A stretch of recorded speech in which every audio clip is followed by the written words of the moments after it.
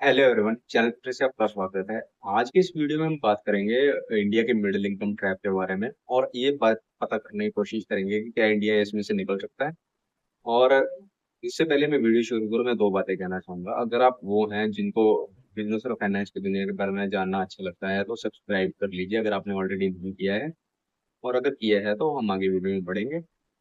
दूसरी ये रिक्वेस्ट है कि वीडियो को एंड तक देखिए ताकि आपको पूरी स्टोरी क्लियर हो सके और आपको पता चले कि मैं ऐसा क्यों कह रहा हूँ। देखिए, सबसे पहले जो एक्चुअल स्टोरी है उसके बारे में बात करते हैं। इंडिया भी एक मिडिल इनकम कंट्री बन गया है। मेरी बात मत मानो, वर्ल्ड बैंक ने भी सेम बोला। और ये ऐसा मैं क्यों कह रहा हूँ, क्योंकि 2006 में जब इंडिया का डाटा पब्लिश किया था वर्ल्ड बैंक ने, तो उन्होंने ये बोला था कि इंडिया एक लो इनकम कंट्री है। But solid economic growth almost 6 से 7% जो एनुअली हुई है, और इससे कंट्री का per capita income slowly slowly बढ़ना शुरू हुआ, जिसने वर्ल्ड बैंक को अपग्रेड करने का मजबूर कर दिया इंडिया का rank from lower lower income club to middle income club in 2007। और जहां से हम इस चीज को क्रूज कर गए 2024 तक आप पहुंचे। बट इंडियन गवर्नमेंट जो है वो यहीं पे एडजस्ट नहीं करना चाहती। इंडिया गवर्नमेंट स्टेटस को भी तोड़ना चाहती है। अब यहाँ तो बहुत ज्यादा जो एम्बिशियस टारगेट है, इस वजह से इंडियन गवर्नमेंट ने अपने लिए रख लिया है। और दैट्स वाई जो हम ये आज क्यों सुन रहे हैं कि India wants to turn into fully developed nation by 2047 on 100th year of independence. तो ठीक है, अच्छी बात है, मैनिफेस्ट करना चाहिए और जितना बड़ा हो सके उतना बड़ा सपना देखना चाहिए। And to make this reality, जो नीति आयोग है, जिसका फुल फॉर्म है national institution of transforming India, उन्होंने रिसेंटली पेपर रोल आउट किया जिसमें लिखा हुआ था विजन फॉर विकसित भारत @2047।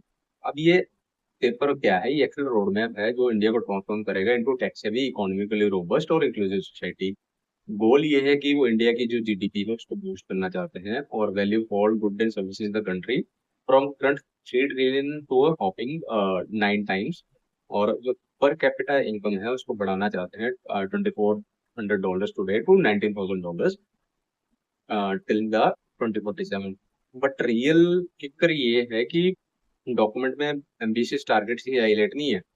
इसमें एक और बड़ा चैलेंज और हाईलाइट जो करी गई है वो ये है कि मिडिल इनकम ट्रैप है जो इन ग्रोथ गोल्स को रोकेगा। और वो कैसे वो चल के रोक करते हैं।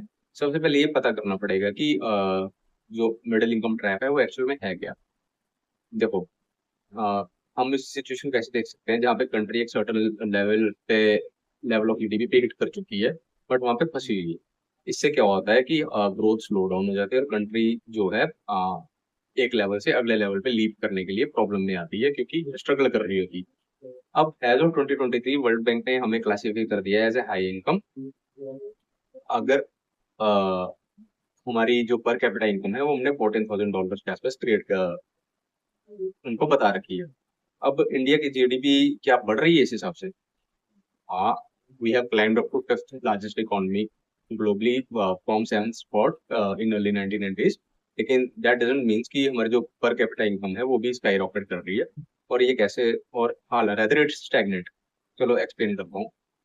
अब कल्प्रिट क्या है इसमें? सबसे बड़ी वजह क्या है? वजह ये है कि जो इनकम इनइक्वालिटी बढ़ रही है हमारे यहाँ पे वो है।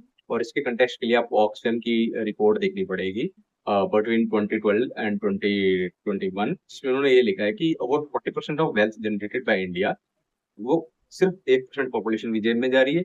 मीनवेल जो 3% ऑफ दैट वेल्थ जो है वो बॉटम 50% तक आती है। और इस अन इवन डिस्ट्रीब्यूशन की वजह से जो जीडीपी पर कैपिटा ग्रोथ है वो एकदम से बढ़ने के बजाय स्टेगनेंट हो चुकी है। अगर हमें इस चीज से बाहर निकलना है या फिर इस चीज को समझना है तो हमें थॉमस पैकेटी के आइडियाज पे अमल करना पड़ेगा, जो उनकी बुक्स में मेंशन की है, जिसका नाम है Capital in the 21st century. Piketty basically talks about two variables: the rate of return on capital and the rate of economic growth. Basically, R is what you earn from investments, and इसको इस तरीके से सोच सकते हैं जैसे कि stocks, real estate और सेविंग्स। एंड जी ये बताता है कि आपकी जो ओवरऑल इकोनॉमी है कितनी फास्ट ग्रो कर रही है। और यही मैकेनिज्म यूजली जीडीपी को ट्रैक करने के लिए यूज किया जाता है। तो crux of this idea is, if R is greater than G, the जो अमीर लोग हैं वो और तेजी से अमीर होंगे एज कम्पेयर टू इकोनॉमी। लेकिन क्यों? वो ऐसे इसलिए कि जो रिटर्न ऑन देयर इन्वेस्टमेंट्स है वो ज्यादा जल्दी ग्रो करेगी कॉमन लोगों की तनख्वाह के मुकाबले।